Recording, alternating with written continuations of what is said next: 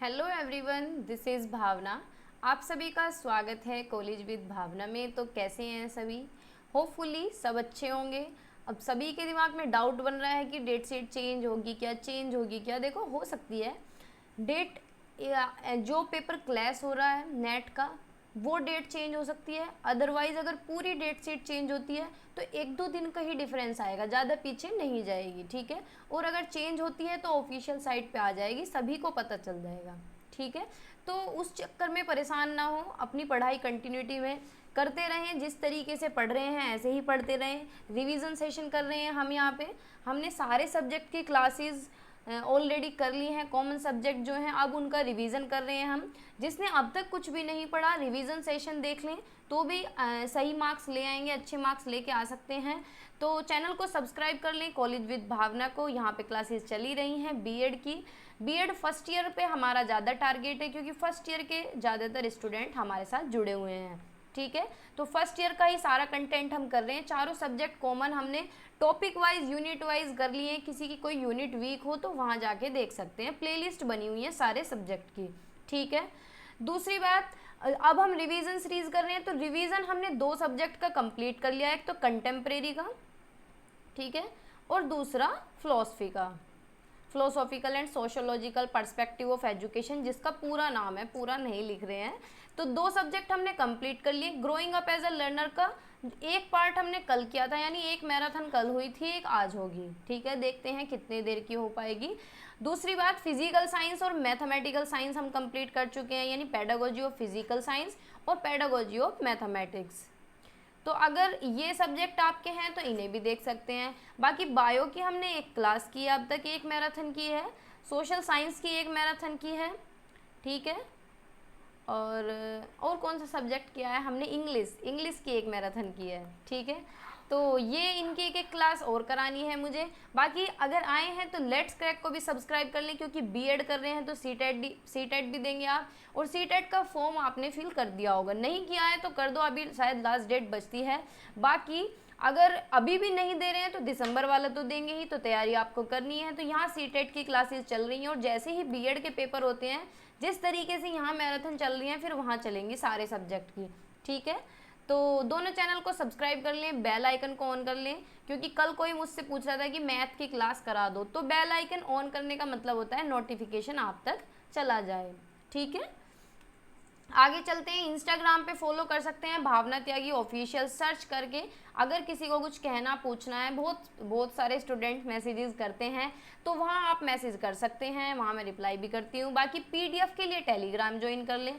जितना भी कंटेंट मैंने अब तक कराया है और जो मैं कराती जा रही हूँ, वो एक दिन, मतलब जैसे आज कराती हूँ तो मे बी नेक्स्ट डे और उससे अगले दिन पीडीएफ में उसकी अपलोड कर देती हूँ टेलीग्राम पे। टेलीग्राम आपको डाउनलोड करना पड़ेगा अगर आपके फ़ोन में नहीं है।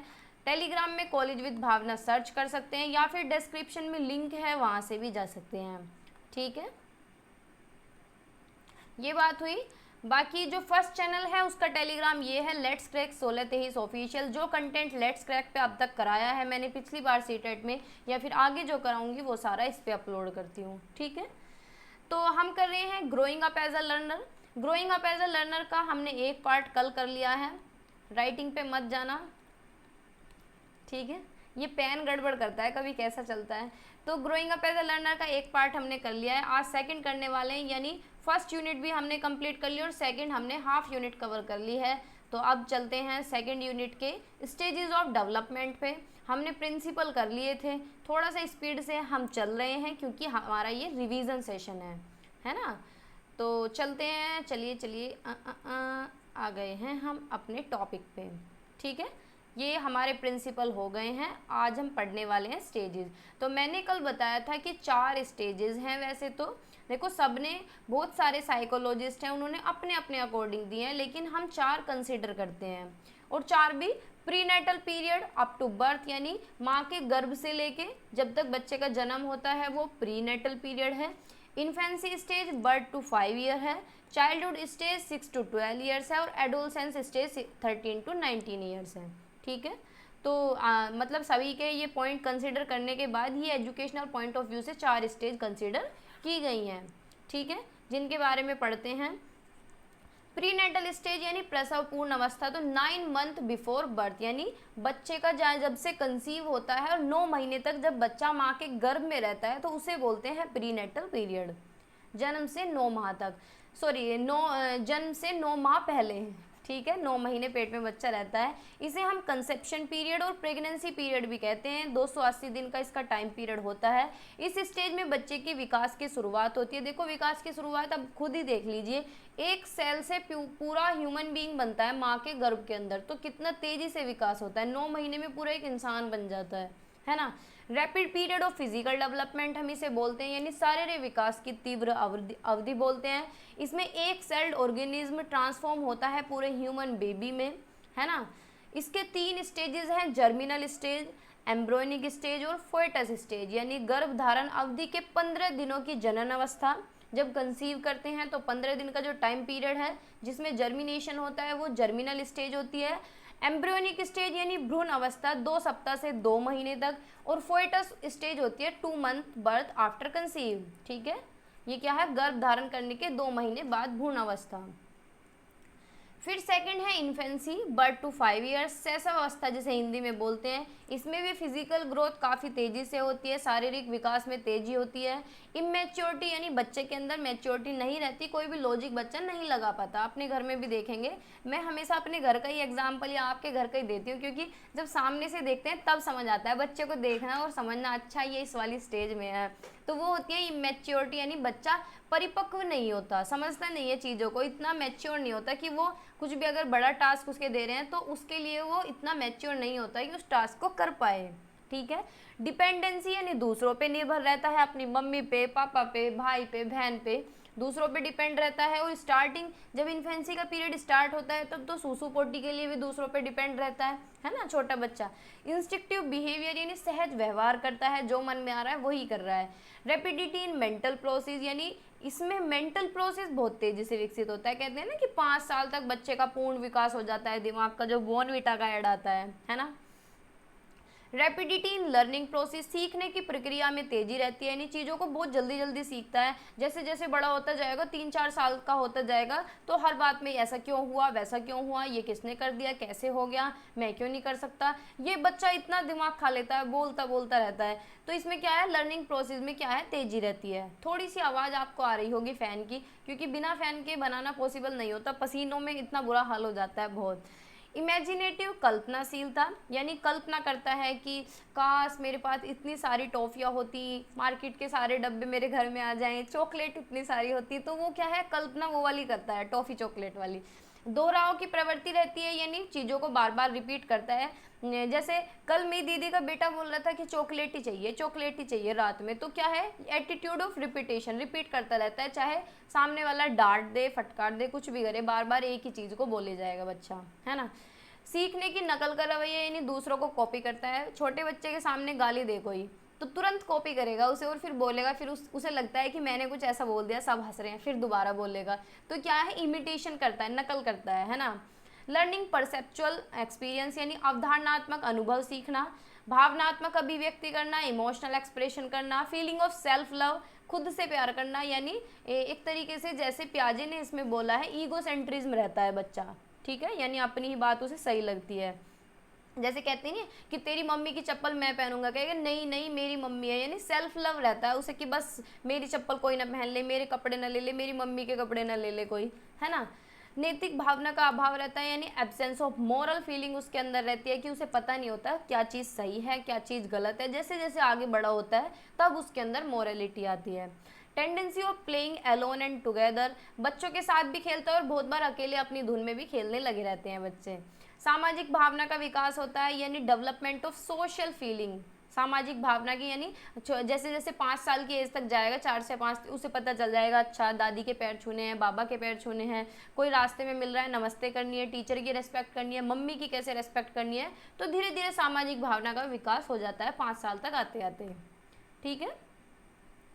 फिर है चाइल्डहुड यानी बचपन, इसमें क्या है, stability in physical and mental growth, यानी शारीरिक और मानसिक विकास की स्थिरता हो जाती है, यानी थोड़ा सा स्टेबल सा हो जाता है 5 साल के बाद।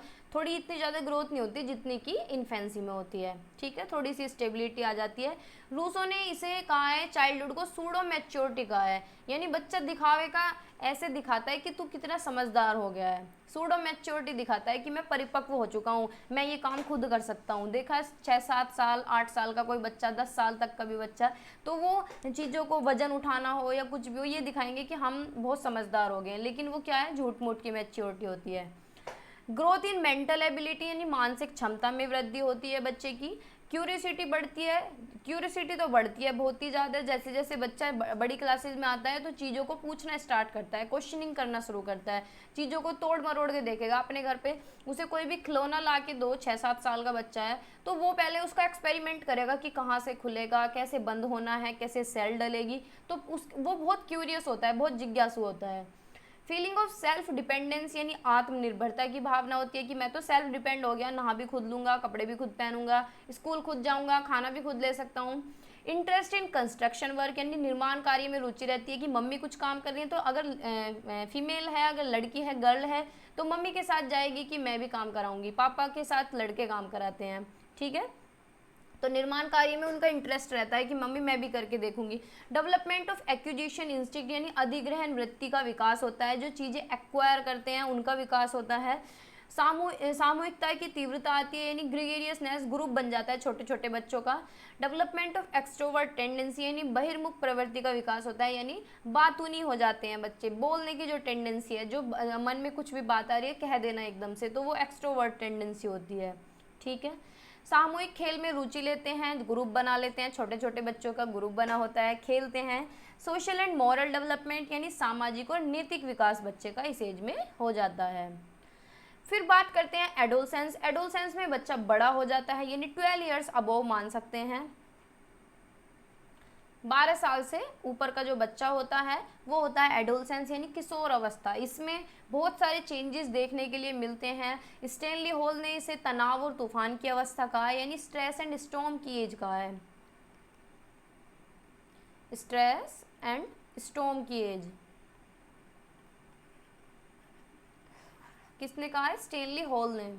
स्टैनली हॉल कौन थे? साइकोलॉजिस्ट थे एक, ठीक है। इनके नाम हमारे देश वाले नहीं हैं, चिंटू मिंटू अंकुश पंकुश।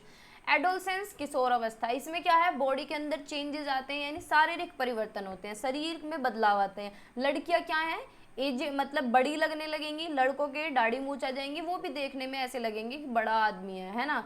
मेंटल डेवलपमेंट मानसिक विकास भी होता है, बच्चा लॉजिकल थिंकिंग लगाता है, तर्क करना शुरू कर देता है, बड़ा हो जाता है बच्चा, एडवांस चीज़ें करने लग जाता है। Lack of stability and adjustment, लेकिन इस एज में थोड़ी सी स्टेबिलिटी और समायोजन क्या है उसकी कमी हो जाती है, स्टेबल नहीं होता बच्चा, इतना एडजस्ट नहीं कर पाता, क्योंकि उसे लगता है, एक तो इस एज में बहुत ज़्यादा हवा में रहता है बच्चा, मतलब वो वाली हवा नहीं, वैसे तो हवा की एज कहा है, स्टैनली हॉल ने कहा है सब तनाव और तूफान की अवस्था है। तो बच्चे के क्या है, दिमाग में तूफान सा आया रहता है। आपने देखे होंगे जो 11th-12th के बच्चे हैं उनमें अलग ही लेवल की एनर्जी होती है, तो वो स्टेबल नहीं रह पाते इतने ज़्यादा, ना ही एडजस्ट कर पाते हैं। अगर घर के कह रहे हैं कि तुम्हें बाहर नहीं जाना है या फिर रात में कहीं बाहर नहीं जाना है, तो उन्हें लगता है कि हमारी जो आज़ादी है वो छीन ली गई है हमसे।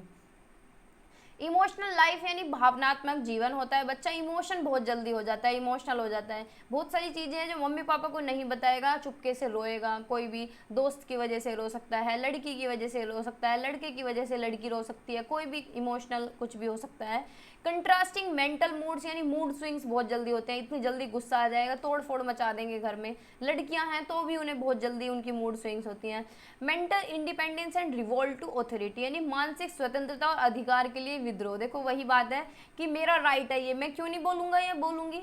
तो 11th-12th के जो बच्चे होते हैं, 12 साल से ऊपर के जो बच्चे होते हैं, वो इस तरीके की हैबिट करते हैं कि उनके अंदर विद्रोह की भावना होती है कि सामने वाले ने मुझे थप्पड़ मार दिया तो चल भाई रास्ते में मिलते हैं तुझसे, है ना। और उन्हें इंडिपेंडेंस ही चाहिए मानसिक रूप से, कि कहीं भी जा रहे हैं, ट्यूशन जा रहे हैं, कुछ भी गलती उन्होंने कर दी तो उन्हें कोई डांटे ना, उन्हें पूरी फ्रीडम होनी चाहिए।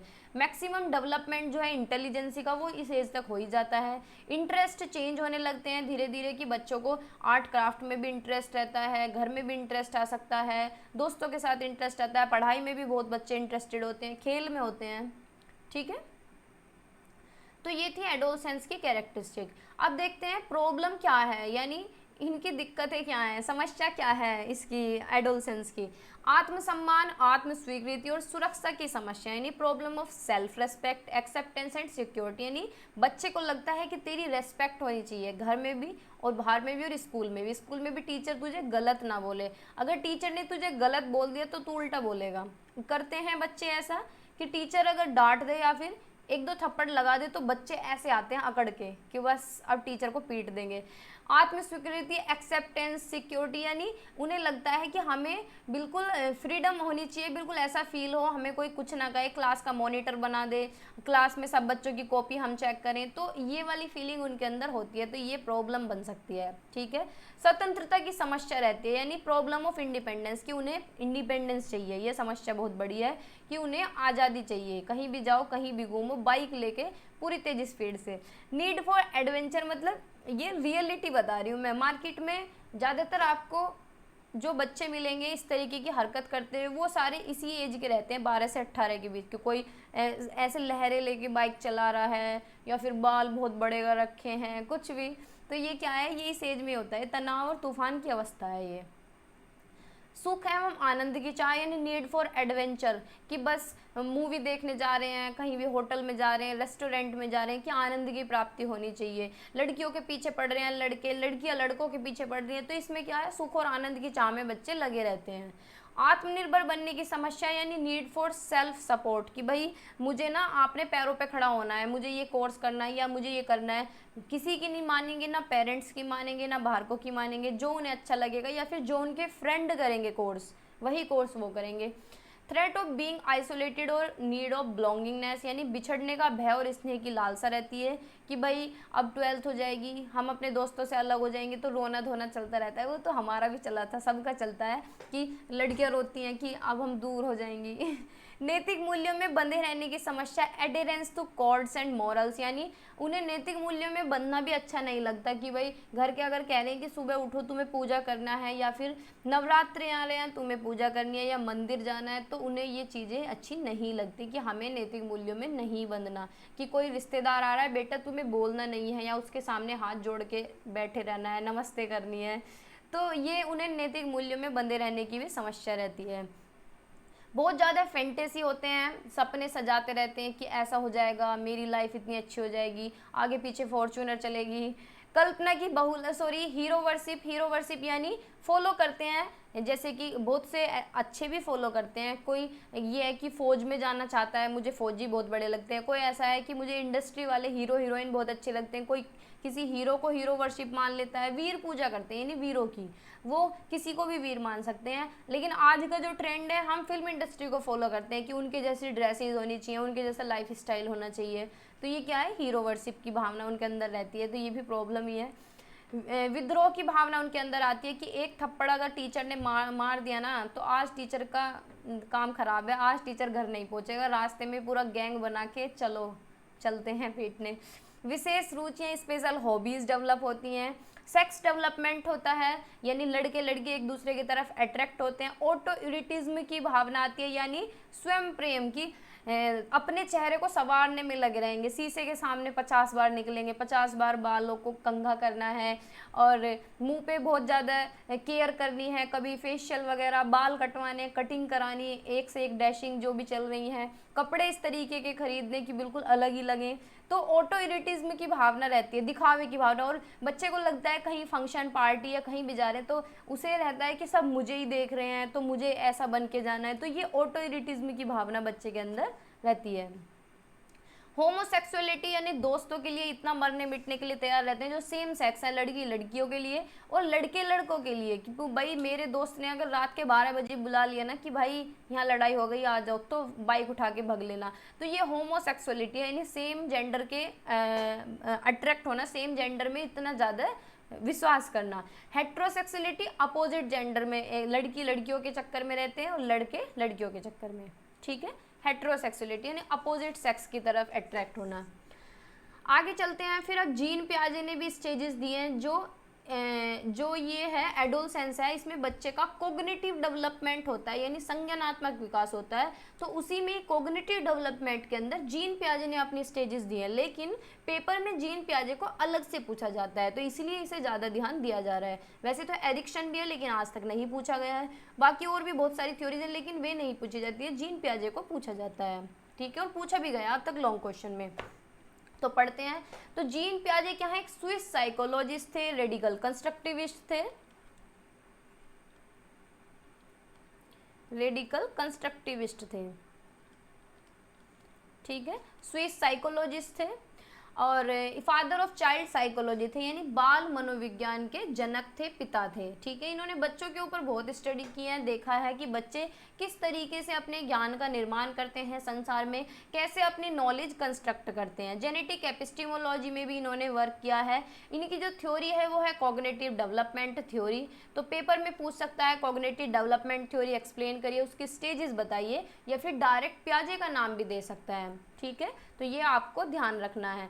तो पियाजे मानते हैं कि biological maturity comes in children, they make concept about object in their mind. जैसे जैसे बच्चे को मैच्योरिटी आती है, वो किसी भी तथ्य की, किसी भी कंसेप्ट की समझ बनाना स्टार्ट कर देता है। जैसे कि छोटा बच्चा है, जैसे जैसे बड़ा होता है तो संसार की समझ वो बनाने लगता है, क्योंकि धीरे धीरे उसके अंदर क्या है, मैच्योरिटी आ जाती है। पियाजे कहते हैं बच्चा क्या है, नन्हा वैज्ञानिक है, यानी छोटे साइंटिस्ट हैं, कि कुछ ना कुछ तोड़ मरोड़ के देखते रहते हैं, क्यूरियस होते हैं, ज्ञान का निर्माण करते रहते हैं, ज्ञान के सक्रिय निर्माता होते हैं। ठीक है, तो पियाजे के अकॉर्डिंग बच्चों की जो थिंकिंग होती है, बच्चे की जो सोच है, वो बड़ों के बराबर होती है क्वांटिटी में, यानी भाई सोचेंगे तो बड़ों के जितना ही, उनमें भी इतना ही दिमाग होता है, बड़ों में भी इतना ही दिमाग होता है, लेकिन उसकी क्या है, क्वालिटी अलग होती है। छोटे बच्चे सोचेंगे कि मुझे खिलौने मिल जाएं, बहुत सारी चॉकलेट मिल जाएं, टॉफियाँ मिल जाएं, और बड़े क्या सोचेंगे कि भाई मुझे फॉर्च्यूनर मिल जाए, रेंज रोवर मिल जाए। तो क्या है, क्वांटिटी सेम है, क्वालिटी अलग है। ठीक है, यानी मात्रा तो सेम है दोनों की सोचने की, लेकिन सोचेंगे दोनों अलग तरीके से, है ना, टाइप में अलग होती है। कि भाई बड़े आदमी सोचेंगे कि हमारा घर बनना चाहिए, हम घर बनाएंगे पैसा इकट्ठा करके। छोटे बच्चे क्या है, पैसा इकट्ठा हो जाए, गाड़ी लेके आऊंगी, फलानी के पास ऐसी साइकिल है, मेरी फ्रेंड के पास तो ऐसी गाड़ी है छोटी वाली, मैं ऐसी लेके आऊंगी। तो वो खिलौनों के बारे में सोचते हैं, एक्सपेंसिव बहुत ज़्यादा है। 4 फैक्टर्स पे इन्होंने बात किया है, मैच्योरेशन पे, एक्सपीरियंस और एक्टिविटीज़ के, कि बच्चे क्या है, एक्टिविटीज़ करके सीखते हैं, परिपक्वता जैसे जैसे आती है वैसे सीखते हैं। सोशल इंटरेक्शन पे इन्होंने ना के बराबर ध्यान दिया है। इक्विलिब्रेशन का प्रोसेस भी इन्होंने ही दिया है। इक्विलिब्रेशन होता है जब दिमाग में संतुलन बन जाता है, जब बच्चे के, जैसे आप लोगों को कंसेप्ट क्लियर हो गया तो आप क्या है, इक्विलिब्रेशन के स्टेज में चले गए, बैलेंस बन गया आपके दिमाग में। ठीक है, अब बच्चों के बारे में और क्या क्या है वो तो हमने पढ़ लिया है, कि बच्चे क्या है, लिटिल साइंटिस्ट होते हैं, नन्हे वैज्ञानिक होते हैं। ये कहते हैं कि बच्चे का पहले थॉट डेवलप होता है, उसके बाद उसकी भाषा आती है, यानी पहले दिमाग में थॉट आएगा, फिर उसकी भाषा डेवलप होगी। बच्चे अपने ज्ञान का निर्माण खुद करते हैं अपने अनुभवों पे, और बच्चे बाय नेचर मोटिवेटेड होते हैं, प्रेरणा उन्हें जन्म से ही होती है। अब इनके जो कंसेप्ट है वो देख लेते हैं। इन्होंने कंसेप्ट दिया है एडेप्टेशन का, इक्विलिब्रेशन का और स्कीमा पे बात इन्होंने की है। तो एडेप्टेशन जो होता है अनुकूलन, एडेप्टेशन होता है अनुकूलन, यानी कहीं भी हम जा रहे हैं, किसी भी नए एरिया में आप जा रहे हैं तो वहाँ अपने आप को ढालना, क्या कहलाएगा, एडेप्टेशन कहलाएगा। किसी भी सिचुएशन में अपने आप को एडेप्ट कर लेना, अपने आप को ढाल लेना, अपने आप को अनुकूल बना लेना, एडेप्टेशन कहलाएगा। ठीक है, एसिमिलेशन, एसिमिलेशन क्या होता है, fitting new information into existing information और स्कीमाज, यानी आत्मसात नई जानकारी को मौजूदा जानकारी या योजनाओं में फिट कर लेना। कि भाई पहले से हमें पता है कि कुत्ता क्या है, ब्लैक कलर का होता है, तो हमने अपने दिमाग में ये चीज़ सेट कर रखी है कि भाई हाँ मैंने डॉग देखा, ब्लैक कलर का होता है, मम्मी ने बताया था। फिर आगे कहीं चले और कहीं देख लिया वाइट कलर का डॉग, तो फिर उसे कुछ और ही बोल रहे हैं या कुछ और ही कह रहे हैं, ये समझ में नहीं आया ये क्या चीज़ है, कौन सा पशु है ये। तो फिर मम्मी ने बताया कि बेटा ये भी डॉग है, वाइट कलर का भी डॉग होता है। तो ये इन्फॉर्मेशन क्या कर लिया आपने, ऐड कर लिया अपने माइंड में, मतलब आपने नहीं, छोटे बच्चे ने। तो ये इन्फॉर्मेशन अपने दिमाग में क्या है, ऐड कर ली। ठीक है, फिर बच्चा समझ गया कि भाई ब्लैक कलर का और वाइट कलर का डॉग होता है, 4 उसके पैर होते हैं, ऐसे आँख कान बिल्कुल ऐसा फिट है। ठीक है, उसके दिमाग में ये चीज़ सेट हो गई। फिर है एकोमोडेशन, एकोमोडेशन को हिंदी में आवास तो नहीं बोलते हैं, कुछ और बोलते हैं, भाई हिंदी मुझे याद नहीं आ रही है, एकोमोडेशन को हिंदी में क्या बोलते हैं। Process of changing the existing schema to include new information, यानी जब बच्चे के दिमाग में ये स्कीमा बन गया कि भाई डॉग हैं, 4 पैर होते हैं, ब्लैक और वाइट होते हैं, फिर उन्होंने कहीं कैट देख ली तो उसे भी बच्चा कह रहा है मम्मा डॉग डॉग, तो उसकी मम्मा कह रही है बेटा ये डॉग नहीं है, ऐसा नहीं है कि 4 पैर वाले डॉग ही होते हैं, कैट भी होते हैं, हॉर्स भी होता है, और भी बहुत सारी चीज़ें ऐसी हो, बहुत सारे जानवर होते हैं जिनके 4 पैर होते हैं, बफेलो है, तो ऐसा नहीं है। तो उसने क्या है, सारी इन्फॉर्मेशन मॉडिफाई कर ली, चेंज कर ली अपने दिमाग में, मॉडिफाई कर लिया उनने, पूरा स्कीमा चेंज कर लिया, ठीक है। यानी न्यू इन्फॉर्मेशन में क्या है, चीज़ें चेंज कर ली, जो पहले से इन्फॉर्मेशन थी उसमें क्या है, चेंज कर लिया, मॉडिफाई कर लिया, बदलाव ले आया, ठीक है। पहले तो उसने ऐड कर लिया था क्योंकि उसे लगा एक ही तो चीज़ है कि भाई ब्लैक है वाइट डॉग है, फिर उसने देखा कि यार बहुत सारे जानवर होते हैं जिसके 4 पैर होते हैं, तो उसने क्या है, पूरी इन्फॉर्मेशन जो है वो मॉडिफाई कर ली, ठीक है। अब है इक्विलिब्रेशन। इक्विलिब्रेशन क्या है, जब उसे समझ आ गया कि हाँ भाई एसिमुलेशन का प्रोसेस भी समझ आ गया कि भाई कुत्ते भी 2 प्रकार के हो सकते हैं, कि मैं ऐड कर सकता हूँ अपने दिमाग में चीज़ें, फिर उसने देखा कि कहाँ तक ऐड करूँगा यार, बदलना ही पड़ेगा अपना दिमाग, यानी एकोमोडेशन भी होगा, यानी अब बच्चे के दिमाग में बैलेंस बन चुका है, उसे चीज़ें समझ आ गई हैं, बिल्कुल क्लियर हो गई हैं। तो जब बैलेंस बन जाएगा उसे बोलेंगे इक्विलिब्रेशन, यानी संतुलन बन गया, चीज़ें समझ आ गई, तो वो हुआ इक्विलिब्रेशन। स्कीमा क्या होता है, पॉकेट ऑफ इंफॉर्मेशन या स्टोर्ड नॉलेज इन माइंड, जो भी नॉलेज दिमाग के अंदर है वो क्या है, स्कीमा है, ठीक है। अब इसके इन्होंने 4 स्टेजेस दिए हैं, कॉग्निटिव डेवलपमेंट के 4 स्टेजेस दिए हैं, sensory motor stage, pre operational, concrete operational और फॉर्मल ऑपरेशनल। सेंसरी मोटर यानी जन्म से 2 साल तक का बच्चा इसके अंदर आता है, प्री ऑपरेशनल में 2 से 7 साल का बच्चा, कॉन्क्रीट ऑपरेशनल में 7 से 11 साल का बच्चा, और फॉर्मल ऑपरेशनल में 12 ईयर्स से अबोव, ठीक है। तो सेंसरी मोटर स्टेज हिंदी में बोलते हैं संवेदी पेशी अवस्था, देख लेना भाई, इसमें क्या है, बच्चा सेंसेस के थ्रू सीखता है, यानी सेंसेस क्या है, टीचर्स का काम करते हैं, इंद्रियों के द्वारा सीखता है। भाई 2 साल तक का बच्चा क्या सीखता है, जब बच्चे का जन्म होता है तो पहले तो वो अपनी माँ को देखता ही रहता है, उसे देखना और हाथ पैर हिलाने तो आते हैं, धीरे धीरे 3-4 महीने का, 4 महीने का, फिर हल्के हल्के एक्टिविटीज़ करेगा, फिर आगे आगे बढ़ता जाएगा। तो कैसे सीखता है, सेंसेस के द्वारा, इंद्रियों के द्वारा, ठीक है। रिफ्लेक्स एक्शन करता है, बच्चे अपने हाथ पैर की मूवमेंट करता है, हाथों को हिलाता है, बहुत जल्दी जल्दी पैरों को हिलाता है ना। ऑब्जेक्ट परमानेंट आता है इस एज में, यानी जैसे जैसे बच्चा 2 साल का होगा, हम कहते हैं नहीं कि सामान चिड़िया ले गई, ऐसे उड़ा देते हैं कि चिड़िया ले गई, लेकिन जब बच्चा 2 साल का हो जाता है तो उसके दिमाग में ऑब्जेक्ट क्या है, परमानेंट हो जाता है, कि कोई चिड़िया विड़िया नहीं लेगी, पीछे छुपाया हुआ है या फिर फेंक दिया है, तो वो क्या है, ऑब्जेक्ट परमानेंट हो जाता है, यानी वस्तु स्थायी हो जाती है। गोल डायरेक्टेड भी इसी के अंदर आता है। गोल डायरेक्टेड होता है, बच्चा जब छोटा होता है, जैसे बच्चे के सामने कोई चीज़ पड़ी है, वो उसे उठा के लेके आएगा, उसी तरफ दौड़ेगा जहाँ पे कोई भी वस्तु पड़ी होगी, ठीक है, जहाँ उसका लक्ष्य होगा उसी डायरेक्शन में चलेगा। सेपरेशन या फिर स्ट्रेंजर एंजाइटी बच्चे के अंदर रहती है। जो जिन लेडीज़ की शादी हो रही है उन्हें पता होगा कि छोटे बच्चे जो होते हैं जन्म से 2 साल के, उन्हें लगता है कि मेरी माँ से मुझे कोई अलग ना कर दे। अगर मम्मी थोड़ी देर के लिए बाहर चली गई हैं तो बच्चे को लगता है कि भैया पता नहीं कहाँ चली गई, और जब दोबारा वो आती हैं अंदर फिर उन्हें वो छोड़ता नहीं है, उनकी गोद से उतरता नहीं है, तो बच्चे को क्या है, सेपरेशन की फीलिंग आती है, स्ट्रेंजर एंजाइटी होती है कि भाई अलग ना कर दे कोई, है ना। सिंबॉलिक लैंग्वेज, सिंबल से बच्चा समझता है कि देखो वहाँ पे पिजन बैठा है, बफेलो वो रही, तो सिंबॉलिक लैंग्वेज समझता है, ठीक है। फिर सेकंड स्टेज है प्री ऑपरेशनल स्टेज, यानी पूर्व संक्रियात्मक अवस्था। 2 से 6 साल का बच्चा इसमें रहता है। बच्चे के अंदर एनिमिज्म आ जाता है, यानी जीववाद की भावना होती है कि भाई जैसे बच्चे को टेबल लग गई सिर पे तो कहेगा टेबल की पिटाई करो, उसे नहीं पता कि ये नॉन लिविंग थिंग है, इसमें कौन सी जान है, उसे लगता है कि इसकी पिटाई हो जाएगी तो तभी तुझे शांति पड़ेगी, तो उसके अंदर क्या है, जीववाद की भावना होती है। ईगोसेंट्रिज्म होती है कि जो मैं कर रहा हूँ, जो मैं कह रहा हूँ वही ठीक है, मेरी बात मानो सभी। इलॉजिकल होता है, लॉजिक नहीं लगाना जानता, बिल्कुल भी तर्क लगाना नहीं जानता, अटपटी बातें करता है, बिल्कुल इलॉजिकल। निरर्थक बातें करता है। सेंट्रेशन रहता है कि दूसरी दिशा में नहीं सोच सकता, एक ही दिशा में सोचेगा कि भाई अगर पानी दे रहे हैं, एक लंबा गिलास है, एक चौड़ा बर्तन है कटोरा, और पानी बराबर है, तो उसे समझ ही नहीं आने का, उस एक ही सेंटर में सोचेगा कि भाई लंबे गिलास में ज़्यादा पानी है, वही अच्छा है, वही ज़्यादा है। तो सेंट्रेशन की भावना रहती है। इरिवर्सिबिलिटी यानी रिवर्स करके नहीं सोच सकता कि दोनों में बराबर ही पानी आएगा, लंबा गिलास हो चाहे चौड़ा गिलास हो, पानी तो वही है, सेम इतने ही ml है। डेफर्ड इमिटेशन करता है यानी अनुकरण करता है, ठीक है।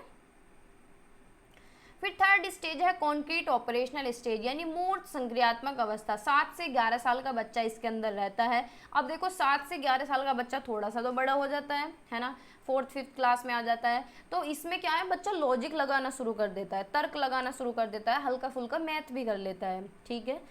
कंजर्वेशन की भावना उसके अंदर आ जाती है यानी चीज़ों का संरक्षण करना सीख जाता है। रिवर्सिबिलिटी आ जाती है यानी पलटाव करना आ जाता है, पलट के सोच लेता है कि भाई शेप एंड साइज चेंज करने से क्वांटिटी चेंज नहीं होगी, यानी पानी चाहे पानी हो या दूध हो, चाहे लंबे बर्तन में हो चाहे चौड़े बर्तन में हो, अगर वो 100 ml है तो वो 100 ही ml रहेगा, ठीक है।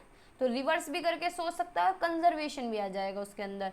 क्लास इंक्लूजन भी आ जाएगा यानी चीज़ों को इंक्लूड करना सीख लेगा। जैसे कि बहुत सारा हम उसे सामान दे रहे हैं, बहुत सारे ट्राइंगल के पीसीज पड़े हैं, बहुत सारे रेक्टेंगल के पीसीज हैं, बहुत सारा सामान है, तो उनकी क्लास ट्राइंगल को ट्राइंगल की उसमें लगा देगा, रेक्टेंगल को रेक्टेंगल के उसमें लगा देगा। जैसे घर वाले कहते नहीं है कि एक टोकरी में टमाटर प्याज आलू सब पड़े हैं, टमाटर अलग कर दो, प्याज अलग कर दो, आलू अलग कर दो, ठीक है।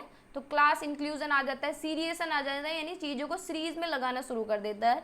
सीरीज में कैसे, कोई छोटी बड़ी चीज़ है उसे सीरीज में लगाने, जैसे डिब्बे लगाने हैं घर में, तो सीरीज में लगाना शुरू कर देगा कि छोटा डिब्बा, फिर बड़ा डिब्बा, फिर उससे बड़ा डिब्बा, ठीक है। इस एज में क्लासिफिकेशन भी आता है बच्चे के अंदर, यानी वर्गीकरण भी आता है। क्लासिफिकेशन यानी बता देगा कि ये तो आलू हैं, ये टमाटर हैं, ये प्याज हैं, ठीक है, ये इतने किलो हो सकते हैं, ये इतने हो सकते हैं, ये ज़्यादा है, ये कम है, क्लासीफाई कर लेगा, ठीक है, वर्गीकरण कर लेगा।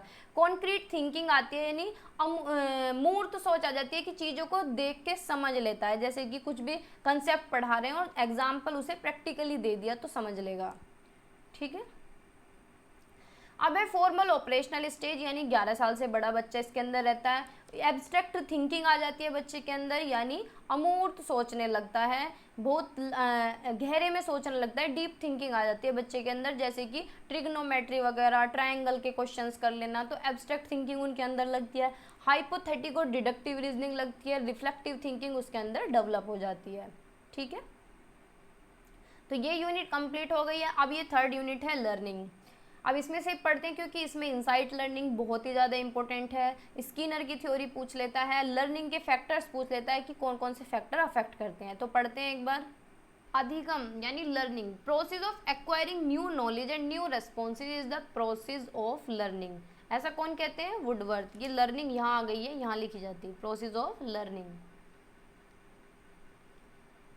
ठीक है। यानी नई नई चीज़ें एक्वायर करना, नया नया ज्ञान लेना, वो क्या कहलाता है? सीखना कहलाता है। सीखना हमारा पूरा जीवन चलता रहता है। हम आज भी सीख रहे हैं, कल भी सीखेंगे, परसों भी सीखेंगे, हमेशा सीखते रहते हैं पूरे जीवन। हमेशा हमारी लर्निंग ना चलती रहती है, और लर्निंग जब होती है तो हमारे बिहेवियर मॉडिफाई भी होता है, चेंज भी होता है। अब हम कहीं और जा रहे हैं रहने के लिए, सोचो आप किसी और कंट्री में जा रहे हैं रहने के लिए, तो वहाँ आप वहाँ की नई चीज़ें सीखेंगे। जब वो नई चीज़ें सीखेंगे तो अपने बिहेवियर में वो ऐड कर लेंगे तो आपका बिहेवियर क्या है? मॉडिफाई होगा, चेंज होगा, क्योंकि नई नई चीज़ें उसमें ऐड होती जा रही हैं। आपसे कोई फिर 10 साल बाद मिलेगा तो उसे लगेगा कि कितना बदल गया है ये वाला इंसान, है ना। तो लर्निंग क्या है? Modification of behaviour through experience and training, यानी अनुभव और प्रशिक्षण द्वारा अपने व्यवहारों का संशोधन और परिमार्जन करना ही अधिगम है, ठीक है। ये डेफिनेशन किसने दी है? गेट्स और अदर्स ने। गिलफोर्ड ने कहा है व्यवहार के फलस्वरूप व्यवहार में किसी प्रकार का परिवर्तन आना ही सीखना अथवा अधिगम है, यानी बिहेवियर में चेंज आना।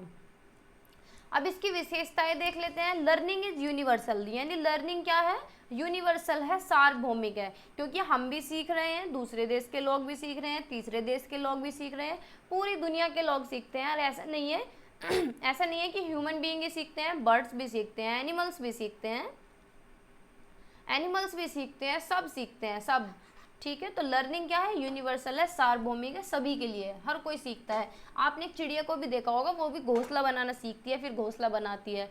तो लर्निंग क्या है, यूनिवर्सल है। ऑल लिविंग इज लर्निंग, यानी संपूर्ण सीखना क्या है, संपूर्ण जीवन चलता रहता है, ऑल ओवर द लाइफ चलता रहता है। हम 70 साल की एज के हों चाहे 80 साल के हों, तब भी कुछ ना कुछ नई चीज़ें सीखते रहते हैं, नए लोग मिलते हैं तो नई चीज़ें मिलती हैं।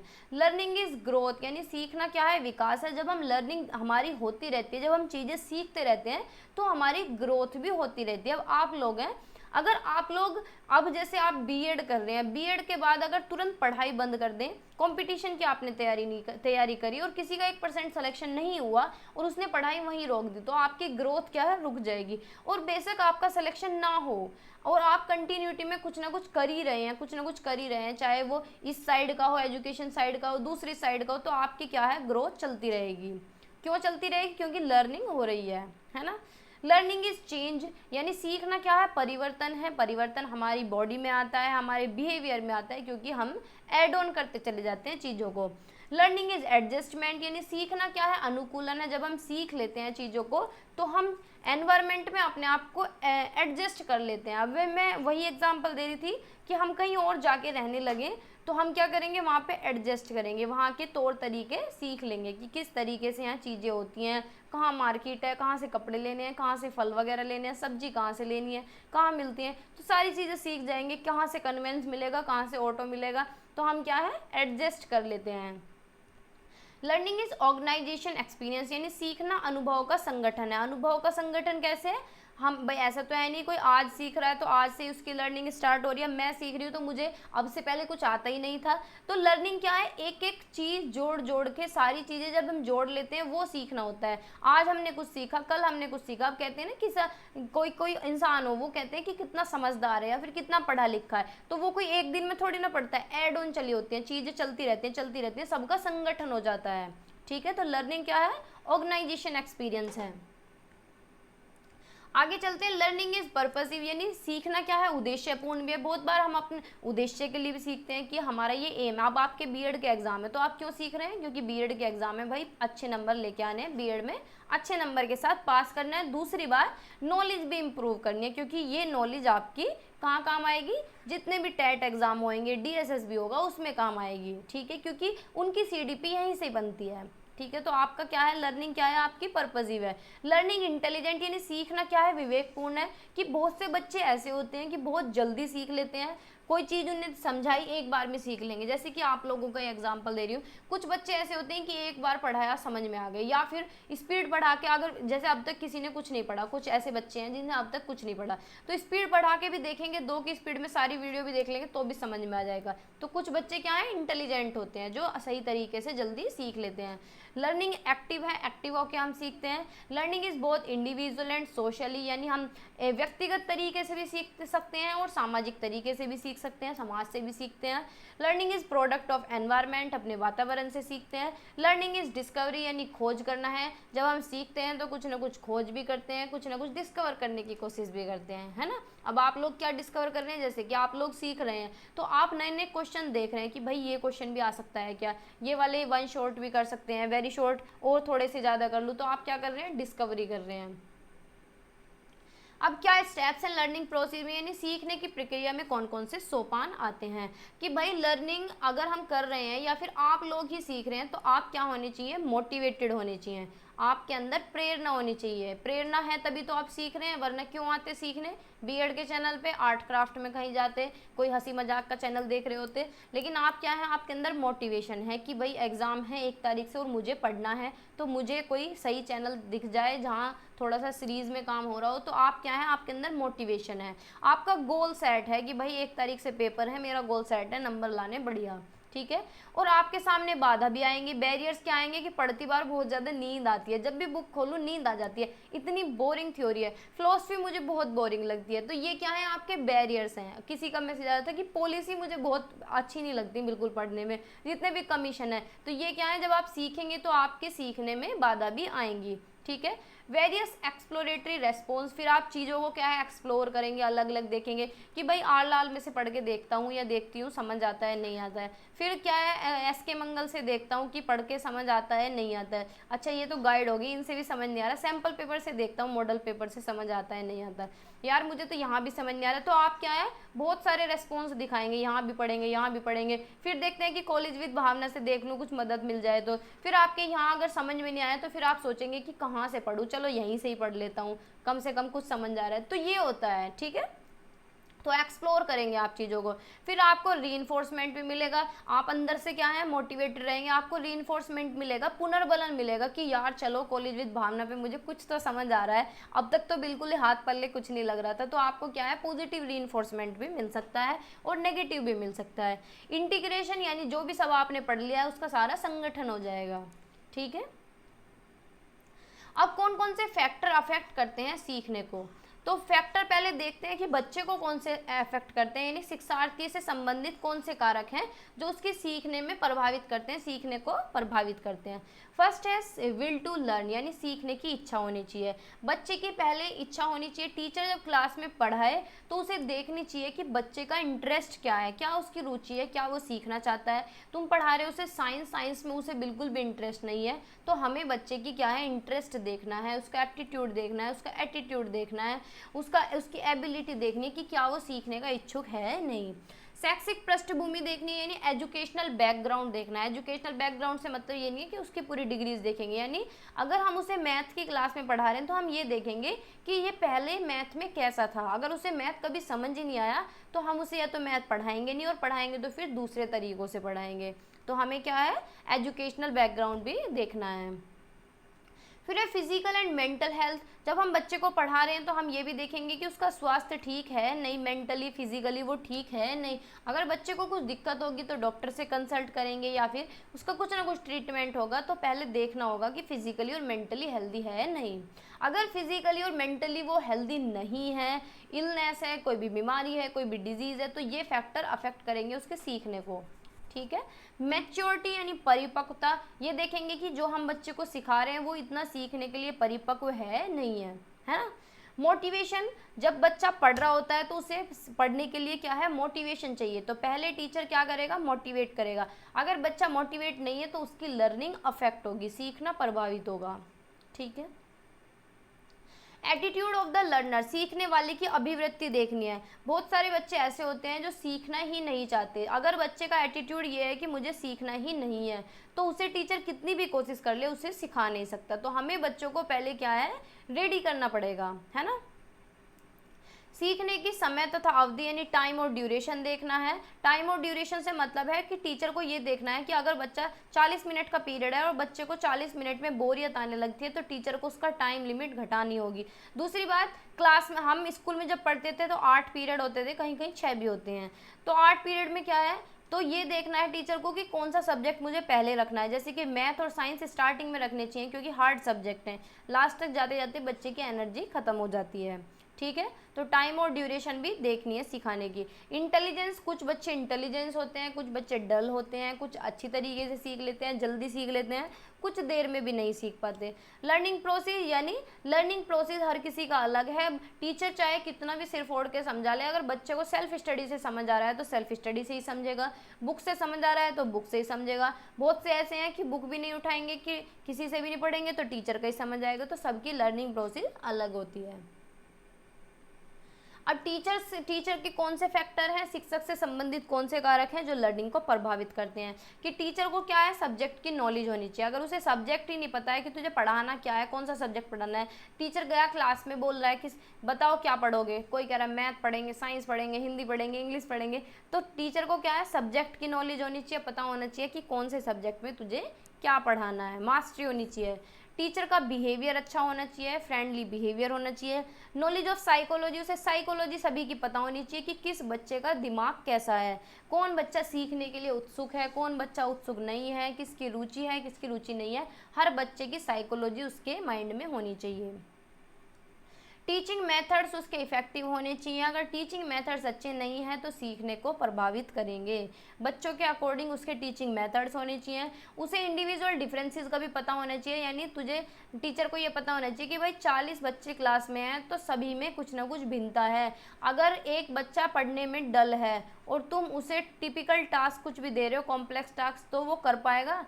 नहीं कर पाएगा। जिस तरीके का बच्चा है उसे उसी तरीके का काम देना है। तो टीचर को इंडिविजुअल डिफरेंसेस का भी पता होना चाहिए, पर्सनैलिटी का पता होना चाहिए। टीचर की पर्सनैलिटी अच्छी होनी चाहिए, क्योंकि टीचर होता है रोल मॉडल एक तरीके से बच्चों के लिए। तो टीचर की पर्सनैलिटी अच्छी होगी तो बच्चे उसे सही तरीके से कॉपी करेंगे।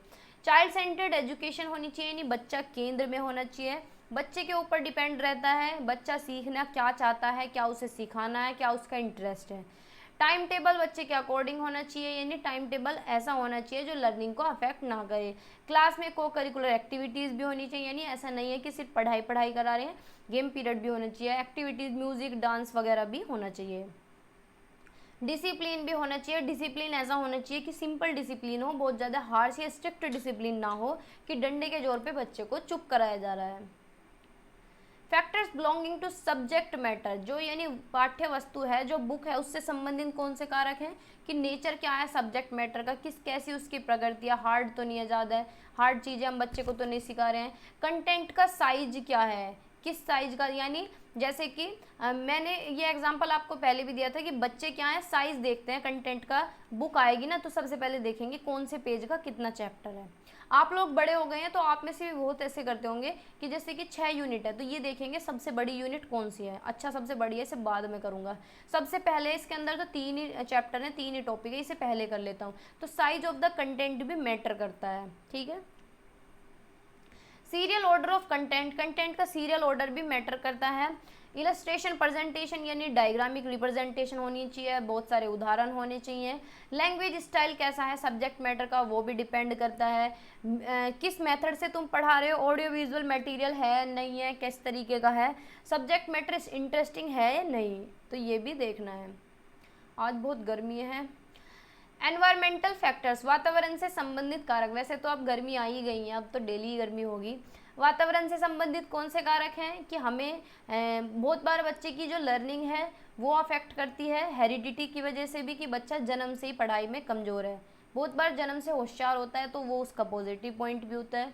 नॉलेज ऑफ सोशल हेरिडिटी यानी सामाजिक वंशानुक्रम की भी पता होना चाहिए, उसकी भी नॉलेज होनी चाहिए कि उसका क्या इफेक्ट पड़ता है। इनफॉर्मल मीन्स ऑफ एजुकेशन यानी ऐसा नहीं है कि हम बस स्कूल में ही पढ़ा रहे हैं बच्चे को, और भी माध्यम होने चाहिए सीखने के। इनफॉर्मल मीन्स यानी घर से सीखे, मंदिर, गुरुद्वारे, जहाँ भी जा रहे हैं वहाँ से भी बच्चा सीख सके। उसकी पर्सनैलिटी डेवलपमेंट होना चाहिए, फैमिली का एनवायरनमेंट अच्छा होना चाहिए, क्लास का फिजिकल एनवायरनमेंट अच्छा होना चाहिए, साइकोलॉजिकल डेवलपमेंट अच्छा होना चाहिए यानी मनोवैज्ञानिक वातावरण अच्छा होना चाहिए, सोशल और कल्चरल एनवायरनमेंट उसका अच्छा होना चाहिए, सिचुएशन अच्छी होनी चाहिए एज अ वोल, यानी सारी चीज़ें अच्छी। भाई मक्खी ने परेशान कर दिया।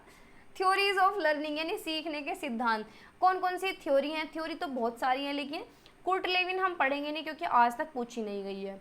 गेस्टाल्ट की थ्योरी पढ़ेंगे, स्किनर की थ्योरी पढ़ेंगे, ठीक है।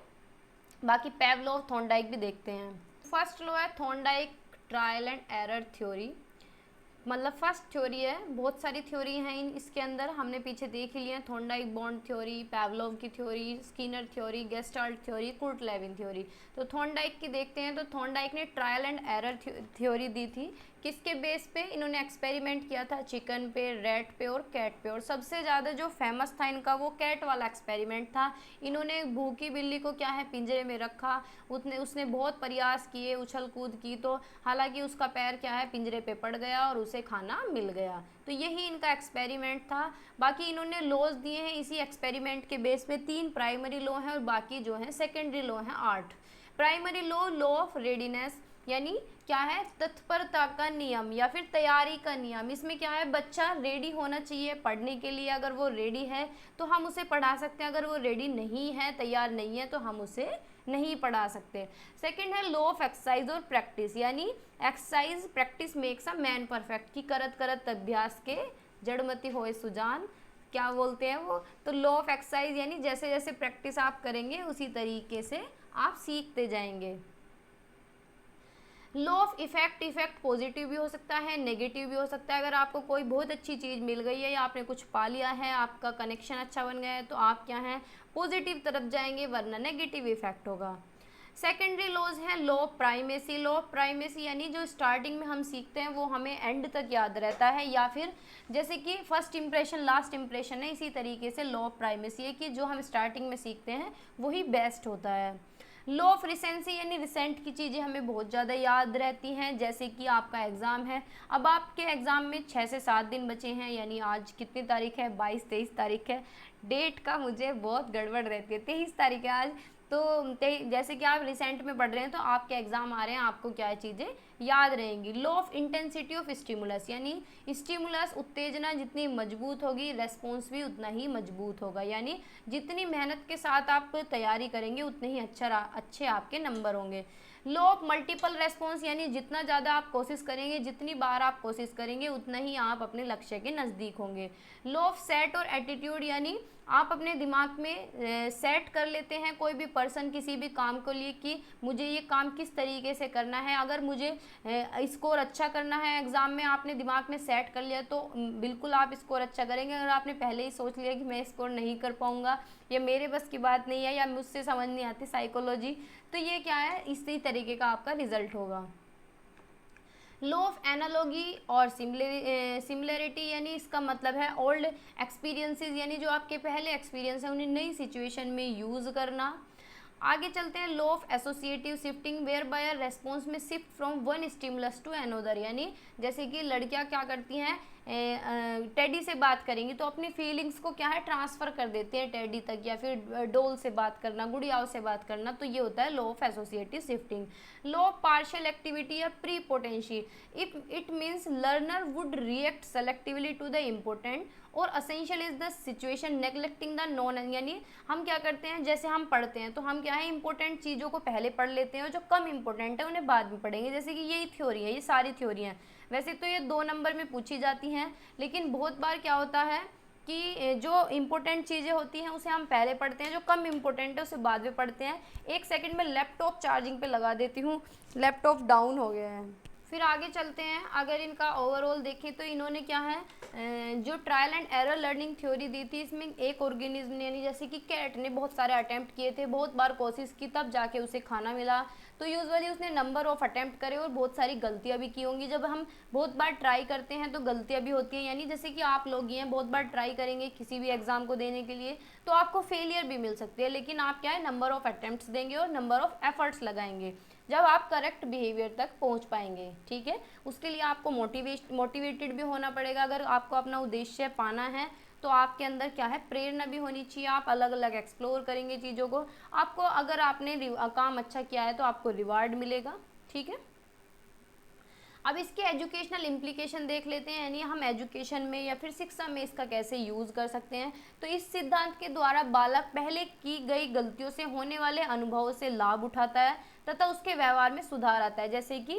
जैसे आपने जो स्टॉक पे देखा होगा, कोई कहता है कि 15 दिन में यूपीएससी क्रैक किया, तो वो 15 दिन नहीं है, जो पीछे से गलती होती आ रही हैं, जो पीछे से सीखते आ रहे हैं, वो 15 दिन में सब रिवाइज किया है। ठीक है, यानी सीखा पहले ही है लेकिन गलती होती आ रही थी तो अनुभव हो गया था, वो जुड़ के आगे काम आ गया।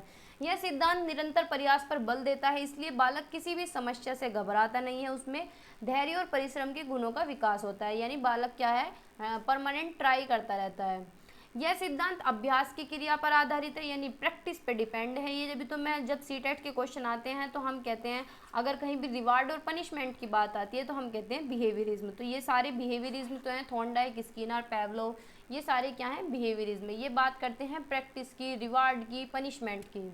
ठीक है, इस सिद्धांत के अनुसार बालक को लक्ष्य तो मालूम होता है लेकिन वहां तक पहुंचने का सही तरीका नहीं पता होता, तो वो प्रयास करता रहता है और लक्ष्य की प्राप्ति सही तरीके से कर लेता है। इस सिद्धांत के द्वारा बालक आशावादी और असफलता में सफलता देखने वाला बनता है, यानी अपना विजन क्लियर होता है कि असफलता रास्ते में आएंगे लेकिन सफलता मिलेगी। यह सिद्धांत बड़े और मंद बुद्धि बालकों के लिए विशेष रूप से उपयोगी है, यानी मंद बुद्धि बालक क्या है बार बार रिपीट करते रहेंगे, रिपीटेशन से उन्हें चीज़ें आ जाएंगी। समस्या समाधान के क्षेत्र में इस सिद्धांत का सफल प्रयोग किया जा सकता है। यह सिद्धांत करके सीखने पर बल देता है, यानी लर्निंग बाय डूइंग पे। ठीक है।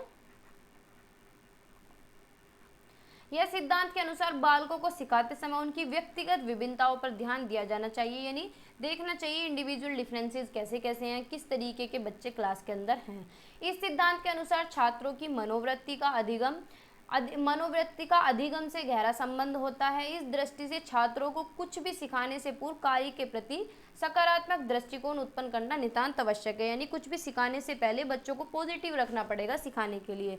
इसमें प्रेरणा पर बहुत अधिक बल दिया जाता है, तो बालकों को कुछ भी सिखाने से पहले उन्हें मोटिवेशन भी देना पड़ता है। इस सिद्धांत में सूझ या अंतर्दृष्टि का प्रयोग किया जाता है, जो विभिन्न जटिल समस्याओं को हल करने में बहुत सहायक होती है। ठीक है। अब है पेवलोव क्लासिकल कंडीशनिंग थ्योरी, यानी पेवलोव का शास्त्रीय अनुबंधन सिद्धांत या संबंध प्रतिक्रिया सिद्धांत भी इसे कहते हैं। ये रूसी के शिक्षा शास्त्र थे। 1904 में इन्हें नोबेल पुरस्कार मिला। प्रयोग किस पे किया? कुत्ते पे इन्होंने एक्सपेरिमेंट किया। कुत्ते पे देखो, ये रही डायग्राम। कुत्ते को क्या है, यहाँ बांध दिया गया, यहाँ भोजन रख दिया गया, और कुत्ता क्या था, बहुत ज़्यादा भूखा था, तो और उसके सामने बैल बजती थी, खाना आता था। तो पूरा एक्सपेरिमेंट देखेंगे। सबसे पहले स्टेप फर्स्ट में क्या हुआ कि भोजन आया, सिंपल, तो कुत्ते की लार टपकी। भाई जब भोजन आएगा तो कुत्ते की लार टपकेगी, ये क्या है, स्वाभाविक है, नेचुरल प्रोसेस है, जिसे हम अनकंडीशनड रेस्पॉन्स भी कहते हैं, या फिर अनकंडीशनड स्टिमुलस। भाई हमारे घर में कुत्ता है, उसके सामने हम भोजन डालें तो लार तो आएगी उसकी, तो ये क्या है, स्वाभाविक है। फिर स्टेप 2 क्या है, घंटी की आवाज़ बजी, लार नहीं टपकी। अब घंटी बजा लो, कुछ भी बजाओ, बर्तन बजाओ उसके सामने, ढोल डमाके कुछ भी बजा दो, कुत्ता क्यों लार टपकाएगा? बज रहा है, बजने दे। हमारे घर के सामने डीजे निकल के जा रहा है, तो कुत्ता क्यों लार टपकाएगा भाई? तो ये क्या था, न्यूट्रस स्टिमुलस था, यानी कोई रेस्पॉन्स कुत्ते ने नहीं दिया।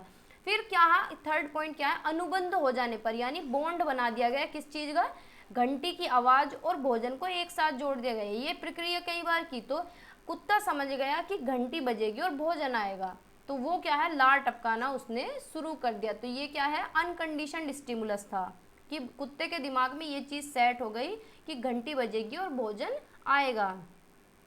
फिर नेक्स्ट टाइम जो है खाली घंटी बजाई तब भी कुत्ते की लार टपकी। यही इनका एक्सपेरिमेंट था, यही तो ये चाहते थे कि भाई ये देखने की लार कब आ रही है। पहले तो कुत्ता समझदार था, लेकिन कुत्ता कंफ्यूज हो गया कि भाई घंटी के साथ खाना आएगा, तो इसकी ये अस्वाभाविक प्रक्रिया थी, यानी अननेचुरल था ये बिल्कुल। ये नेचुरल थोड़ी है भाई, घंटी की आवाज़ से लार टपक रही है, डीजे बज रहा है, कुत्ते की लार टपक सकती है? नहीं टपक सकती। अगर हम रोज़ डीजे बजा के खाना दें कुत्ते को, तो कुत्ता समझ जाएगा कि भाई खाने के टाइम पे डीजे बजता है। तो एक दिन खाली हम डीजे बजा दें और खाना न दें तो भी कुत्ते की लार टपकेगी, वो तो समझेगा कि भाई खाना आने वाला है, इसलिए डीजे बज रहा है। तो ये क्या था, अननेचुरल था, बहुत ज़्यादा कंडीशनड रेस्पॉन्स था।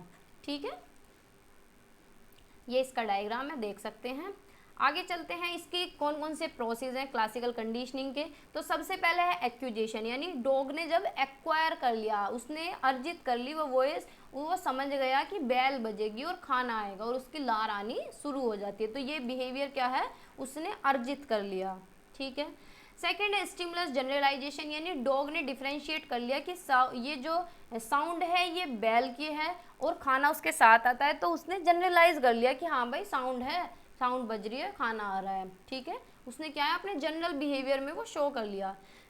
स्टिमुलस डिस्क्रिमिनेशन, यानी जब लास्ट में कुत्ते को पता चला कि भाई sound food will come and on which sound, यानी उसे पता चल गया कि घंटी बजने पे खाना आएगा और कोई और चीज़ बजेगी तो खाना नहीं आएगा, यानी वो डिस्क्रिमिनेट करना सीख गया, विभेदीकरण करना सीख गया कि किस ध्वनि पे खाना आने वाला है। फिर बहुत दिन तक घंटी नहीं बजाई गई, खाना ऐसे देते रहे होंगे, तो वो क्या है, वो उसके दिमाग से चीज़ें एक्सटेंट हो गई, निकल गई। जैसे हम बहुत दिन तक मैथ नहीं पढ़ते हैं तो हमारे दिमाग से फॉर्मूले निकल जाते हैं, इसी तरीके से जब घंटी नहीं बजाई बहुत दिन तक तो उसके दिमाग से चीज़ें स्लिप हो गई, निकल गई। लेकिन स्पॉन्टेनियस रिकवरी, यानी फिर बहुत दिन बाद दोबारा से घंटी बजाई गई और कुत्ते की लार आई, यानी स्पॉन्टेनियस, उसे याद आया, अच्छा तू तो ऐसा प्रोसेस करता था, तेरी तो लार आती थी खाना खाती बार। तो ये क्या था, स्पॉन्टेनियस रिकवरी, उसे एकदम से याद आ गया तो उसकी लार आ गई। ठीक है। अब इसके क्या इंपॉर्टेंस है, एजुकेशनल इम्प्लीकेशन मान सकते हैं, इंपॉर्टेंस मान सकते हैं, या फिर पेपर में अगर लिखा जाए कि टीचर इसे कैसे एजुकेशन में यूज़ करेगा, तो वो सारे पॉइंट होते हैं इस सारी थ्योरी के लास्ट में। More advantage can be taken in the education of the child by the connectionism process, यानी जो हम ये कनेक्शन बनाते हैं, बॉन्ड बनाते हैं, ये हम इस अपनी एजुकेशन में भी यूज़ कर सकते हैं। जैसे कि बचपन की बहुत सारी चीज़ें हमें अब तक भी याद है, या फिर बचपन में, अब मैं अपना एग्जांपल दे देती हूँ कि मैं बचपन में छिपकली से डरती थी, लेकिन मैं अब भी छिपकली से डरती हूँ। अगर छिपकली ऊपर से गिर जाए तो मैं यहाँ से उठ के खड़ी हो जाऊंगी। तो ये क्या है, बहुत सारी चीज़ों का कनेक्शन बना होता है, तो इस कनेक्शन से हम बच्चे को सिखा भी सकते हैं। ठीक है, this method help in removing bad habits and in changing the conduct and behaviour, यानी ये विधि क्या है, बुरी आदतों के निवारण, आचरण तथा व्यवहार बदलने में सहायता करती है। इस मेथड के द्वारा हम बच्चे के फोबिया ठीक कर सकते हैं, उसके दिमाग की बीमारियों को ठीक किया जा सकता है। ठीक है, for the establishment of discipline, अगर हमें डिसिप्लिन बनाना हो तो इस थ्योरी में हम रिवार्ड और पनिशमेंट भी रख सकते हैं। ये मेथड जो है बच्चों के लिए सोशल अवेयरनेस के लिए हेल्पफुल है, अगर उन्हें सामाजिक जागरूकता दिखानी हो, करना हो सामाजिक जागरूक, और एडजस्टमेंट के लिए भी अच्छा है। अब नेक्स्ट थ्योरी है operant conditioning theory. Operant conditioning theory के बहुत सारे नाम हैं, वैसे बीएड में तो ऑपरेंट कंडीशनिंग ही पूछा जाएगा, यूपी टेट वगैरह में नाम पूछ लेता है कि सक्रिय अनुबंधन सिद्धांत, कार्यात्मक अनुबंधन सिद्धांत, क्रिया प्रसूत अनुबंधन सिद्धांत और साधनात्मक अनुबंधन सिद्धांत, इंग्लिश में बोलते हैं इंस्ट्रूमेंटल कंडीशनिंग थ्योरी। देखो इंग्लिश कितनी बढ़िया है, एक मतलब बढ़िया नहीं, मतलब ये नहीं कह रही कि मैं हिंदी बेकार है, कहने का मतलब है कि बस एक नाम है, एक ऑपरेंट कंडीशनिंग, एक इंस्ट्रूमेंटल, और हिंदी में इतने टफ नेम है।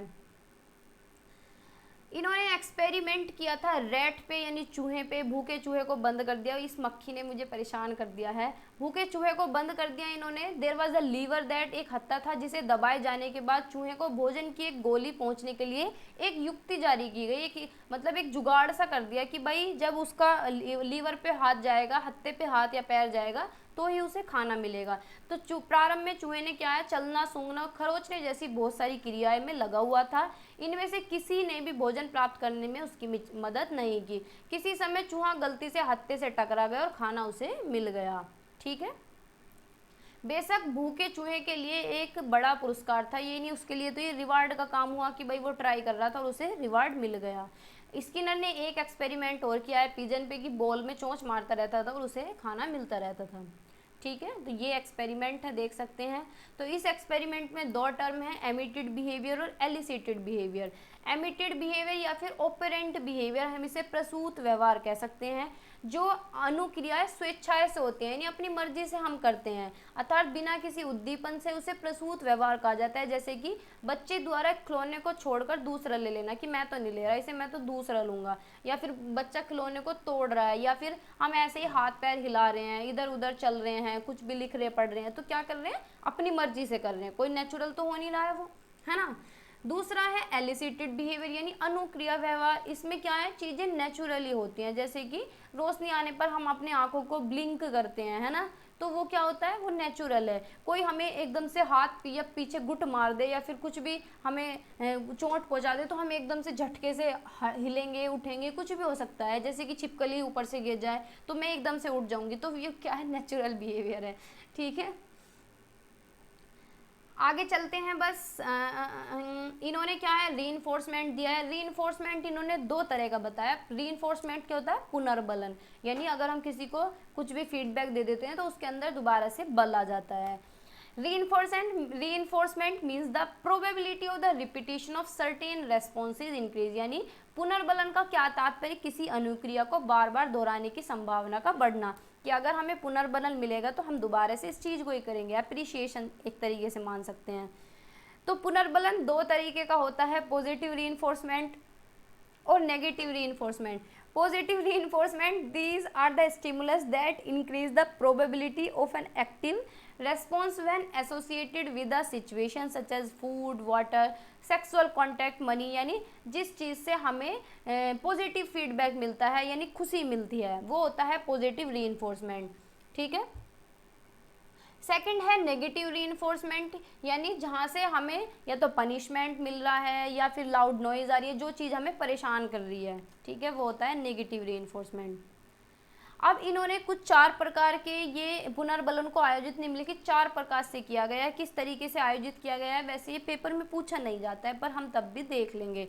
फर्स्ट है फिक्स्ड रेशियो शेड्यूल, यानी निश्चित अनुपात अनुसूची, यानी चीज़ें क्या है फिक्स्ड कर दी गई, फिक्स्ड रेशियो बना दिया गया। जैसे कि आपको 4 ऑप्शन दिए जाते हैं, आपको एक ही इसमें से करेक्ट लगाना है, 2 नहीं लगा सकते। वो क्या है फिक्स्ड शेड्यूल बना दिया गया है। फिक्स्ड इंटरवल शेड्यूल की इतने मिनट बाद ही आपको खाना मिलेगा, यानी जैसे स्कूल में कि 11 बजे ही लंच होगा, तो वो क्या है फिक्स्ड इंटरवल पे आपको खाना दिया जाएगा। सेंट परसेंट शेड्यूल, यानी सेंट परसेंट शेड्यूल क्या है, इस अनुसूची में सीखने वाले की प्रत्येक सही अनुक्रिया व्यवहार का पुनर्बलन किया जाता है। स्किनर के अनुसार इस प्रकार के पुनर्वसन से प्राणी किसी अनुक्रिया को अतिशीघ्र सीख लेता है। साथ ही इस अनुसूची की एक परिसीमा भी और यह भी है कि पुनर्बलन समाप्त कर देने पर अनुक्रिया भी शीघ्र ही समाप्त हो जाती है, यानी सेंट परसेंट शेड्यूल है कि काम खत्म पैसा हजम। पार्शियल शेड्यूल क्या है, यानी थोड़े टाइम के लिए कुछ भी देना, थोड़े टाइम के लिए पुनर्बलन देना, ठीक है, जो जिसमें परिवर्तन किया जा सके। एजुकेशनल सिग्निफिकेंस क्या है इसके, यानी giving positive and negative reinforcement immediately according to the action because delaying it reduces its effect, यानी अगर हम रीइंफोर्समेंट में देरी कर दें, जैसे कि किसी बच्चे का रिजल्ट आया, अगर उसे हम तब तो शाबाशी दे नहीं रहे हैं, तब तो हम उसे रीइंफोर्समेंट दे नहीं रहे, 1 साल बाद दे रहे हैं, तो उसका इफेक्ट कुछ नहीं होगा, ठीक है, उसका इफेक्ट ना के बराबर रहेगा। अब लैपटॉप हटा देते हैं, क्योंकि ये जब लैपटॉप चार्जिंग पे लगा होता है तो टी होती है उसमें, है ना, तो इस वजह से लैपटॉप में पहले से चार्ज तो रखती हूँ, लेकिन जब क्लास लंबी हो जाती है तो बैटरी डाउन हो जाती है, ठीक है। तो इस सिद्धांत के द्वारा अपेक्षित व्यवहारगत परिवर्तन किया जा सकता है, यानी डिजायरेबल चेंज कर सकते हैं। कैसे कि भाई उसे साथ के साथ फीडबैक देते रहें, शाबाशी देते रहें, या बच्चे को कुछ भी हम रीइंफोर्समेंट देते रहें तो उसके बिहेवियर में चेंज आ जाएगा। ये किस पे बेस्ड है, प्रोग्राम्ड इंस्ट्रक्शन पे बेस्ड है, जो कि BF स्किनर ने दिया है। इस प्रिंसिपल में ज़्यादा जोर दिया जाता है प्रैक्टिस पे और रिपीटेशन पे, तो टीचर कुछ भी प्रैक्टिस और रिपीटेशन से बच्चे को सिखा देता है। अब है इनसाइट थ्योरी या फिर गेस्टाल्ट थ्योरी। इनसाइट थ्योरी यानी इसमें एक्सपेरिमेंट जो किया गया था वो चिंपैंजी पे किया गया था, जिसका नाम था सुल्तान। उसके बारे में पढ़ते हैं कि क्या एक्सपेरिमेंट किया था, किसने किया था, कोहलर ने एक्सपेरिमेंट किया था। किसने, कोहलर ने किया था, ठीक है। कोहलर इनसाइट थ्योरी भी बोल सकते हैं। ये कोहलर कौन थे, गेस्टाल्टिज्म थे, गेस्टाल्टवाद थे, ठीक है। तो एक्सपेरिमेंट क्या था कि भाई केलों का एक गुच्छा यहाँ पे बांध दिया गया, तो ये जो चिंपैंजी था ये इसे केला यहाँ से लेने की कोशिश कर रहा था। इस तरीके का जुगाड़ कर दिया गया कि भाई उसे कुछ ना कुछ आइडिया आ जाए, उसके पास ऐसा सामान रख दिया गया कि जिस सामान से वो उस तक पहुँच सके। लेकिन चिंपैंजी के दिमाग में ये नहीं आया कि भाई इस सामान से मैं कैसे केला उतार सकता हूँ। तो यहाँ पे बहुत सारे ये डिब्बे से पड़े थे संदूक से, तो फिर इसके दिमाग में आया कि भाई मैं इन्हें ऊपर नीचे रख के भी तो उतार सकता हूँ। तो इसने सारे जमाए और केला यहाँ से उतार ली, ठीक है। दूसरा एक्सपेरिमेंट क्या था, एक और एक्सपेरिमेंट किया कि केला बाहर सेट कर दी गई और चिंपैंजी को अंदर बंद कर दिया गया, लेकिन उस वहाँ पे 1-2 डंडियाँ घेर दी गई जिससे कि उससे दिमाग में कुछ ना कुछ आइडिया आ जाए या फिर देखेंगे क्या रिएक्ट करता है। तो उसने क्या किया, वो डंडियों को आपस में जोड़ा और केला उतार ली, ठीक है। देखो इस तरीके से देख सकते हो कि पहले डिब्बे जोड़े तो केला उतारी, फिर डिब्बों से उतारा, फिर डिब्बे कम रह गए, 2 डिब्बे थे वो इस तरीके से खड़े कर लिए, फिर उसके बाद छड़ी जोड़ के उतारी, ठीक है। तो इसी के ऊपर ये नियम दिए गए हैं। फर्स्ट है लॉ ऑफ सिमिलैरिटी, यानी सिमिलर चीज़ें क्या हैं हम जल्दी से याद कर लेते हैं एज कंपेयर टू डिसिमिलर। अगर हमें एक जैसी सी चीज़ दे दी जाए, अब जैसे कि 2 का टेबल है, अगर बच्चा कंटिन्यूसली याद कर रहा है तो उसे हो जाएगा, और बीच बीच में से उसे याद करा रहे हैं तो क्या वो करेगा, नहीं करेगा ना। तो ये है law of similarity. Low proximity, यानी एक जगह अगर कोई चीज़ हमने रखी हुई है तो निकट एक मतलब पास में जब रखी हुई है तो हम इसे एक तरीके से बिल्कुल ऐसे देख सकते हैं कि ये चीज़ क्या है, एक है, क्योंकि ये सारे एक जैसे हैं और एक साथ रखे हुए हैं। अगर हम इन्हें 2-2 के पेयर में कर दें तो ये कितने सारे हो जाएंगे, अलग हो जाएंगे। फिर हम इन्हें एक नज़र से नहीं अलग अलग तरीके से देखेंगे, ठीक है। लॉ ऑफ क्लोजर क्या होता है, लॉ ऑफ क्लोजर यानी कोई भी जैसे कि न्यूज़पेपर में आता है कि इसे कंप्लीट करो फिगर को, बताओ कहाँ एरर है, या फिर कंप्लीट करना फिगर को, जैसे कि इस फिगर को कंप्लीट कर सकते हैं हम इनके द्वारा और इसके द्वारा, इन दोनों को जोड़ के। लो प्रेग्नेंस यानी हमारा माइंड जो होता है वो हार्ड चीज़ें हम जैसे देख रहे हैं, ये सर्कल देख रहे हैं, रेक्टेंगल देख रहे हैं, ट्रायंगल देख रहे हैं, तो हमारा माइंड क्या होता है, चीज़ों को सरल बना लेता है। जैसे कि बीएड की थ्योरी है, अगर बहुत ज़्यादा हार्ड लग रही है तो हम उसे क्या है, ईजी बना सकते हैं। तो ऐसी बहुत सारी चीज़ें, अब जो लोग यूपीएससी की तैयारी कर रहे हैं उनका दिमाग पता चल गया उन्हें कि किस तरीके से चीज़ें ईजी बनाई जा सकती हैं, है ना। तो ये क्या है, हमारा दिमाग ऐसा होता है कि चीज़ों को ईजी बना देता है। तो ये है लॉ ऑफ प्रेग्नेंस सॉरी। अब इसके क्या एट्रीब्यूट हैं, यानी सीखने के अंतर्दृष्टि सिद्धांत के गुण क्या हैं, कि सीखा कैसे जाता है, सडन, इस थ्योरी के अकॉर्डिंग सडन चेंजेस आते हैं। सडन मतलब दिमाग में एकदम से आइडिया आता है कि अच्छा ऐसे भी तो कर सकता हूँ मैं, है ना, हमारे घर में भी तो होता है। तो इसके अंदर एक वर्ड है, एक लाइन है, बहुत फेमस है, जो चिंपैंजी ने केला मिलने के बाद बोली थी कि I found it feeling eureka eureka, मैंने पा लिया है। और जो एक्सप्रेशन था वो कैसा था, आहा मूवमेंट, मजा आ गया, ठीक है। इनसाइट एल्टर्स परसेप्शन यानी अंतर्दृष्टि धारण को बदल देती है। पास्ट एक्सपीरियंस जरूरी है इंसाइटफुल लर्निंग के लिए, यानी अगर हमें कोई आइडिया आ रहा है तो हमें पहले से समझ भी होनी चाहिए, है ना, कॉमन सेंस जिसे कहते हैं। इसमें क्या है, एज, इंटेलिजेंस और लर्निंग सिचुएशन इन्फ्लुएंस करती हैं इंसाइट को, कि भाई किस एज का इंसान है, कितना उसे एकदम से आइडिया आ रहा है। इसके एजुकेशनल इम्प्लीकेशन क्या है, कि मुख्य रूप से धारणा को प्रकृति से संबंधित है। इसके अनुसार एक व्यक्ति चीज को संपूर्ण बनाता है, यानी एज अ होल हम चीजों को देखते हैं। इसमें पार्ट 2 होल जाना। Subject matter should be presented in gestalt form, जैसे कि हम गेस्टाल्ट फॉर्म कैसे है, ये जो थ्योरी है इसका जो निष्कर्ष निकलता है, यानी हमें चीज़ें किस तरीके से पढ़ानी चाहिए, कि अगर हम बच्चे को फ्लोवर पढ़ा रहे हैं तो हम उसे फ्लोवर दिखाएं, ठीक है। माता पिता व अध्यापकों को चाहिए कि बालकों के व्यक्तित्व को पूर्ण रूप से देखकर वह उसी के अकॉर्डिंग समझ बनाए। अब ऐसा नहीं है कि बच्चे ने एक बार मिस्टेक कर दी तो उसी के अकॉर्डिंग उसकी इमेज बना ली गई कि भाई हमारा बच्चा निकम्मा है या फिर दूसरे का बच्चा निकम्मा है। क्या पता उसने एक चीज़ गलत की हो, बाकी सारी सही करता हो। तो अध्यापक हो चाहे टीचर्स हो, एक चीज़ के ऊपर नहीं रहना चाहिए। ये मक्खियाँ लाइट पे आ रही हैं और मेरे मुंह के आसपास घूम रही हैं। पाठ्यक्रम के निर्माण में सूझबूझ या अंतर्दृष्टि प्रक्रिया को ध्यान में रखकर ही पाठ्यक्रम विभिन्न अंगों को एकीकृत किया जाता है। दूसरे शब्दों में एकीकृत पाठ्यक्रम इसी सिद्धांत परिणाम स्वरूप बनाया गया है, यानी पूरा क्या है, एकीकृत कोरिलेटेड पाठ्यक्रम। इस सिद्धांत के अनुसार सीखने के अंतर्गत विद्यार्थियों की विभिन्न मानसिक शक्तियों का विकास होता है, जैसे कि तर्क करना, लॉजिक लगाना, विचार शक्ति, थिंकिंग पावर, इमेजिनेशन। यह सिद्धांत गणित, विज्ञान, संगीत, व्याकरण आदि विषय को सीखने के लिए अधिक उपयोगी है, क्योंकि उसमें इंसाइटफुल लर्निंग चाहिए, आइडियाज चाहिए, ठीक है।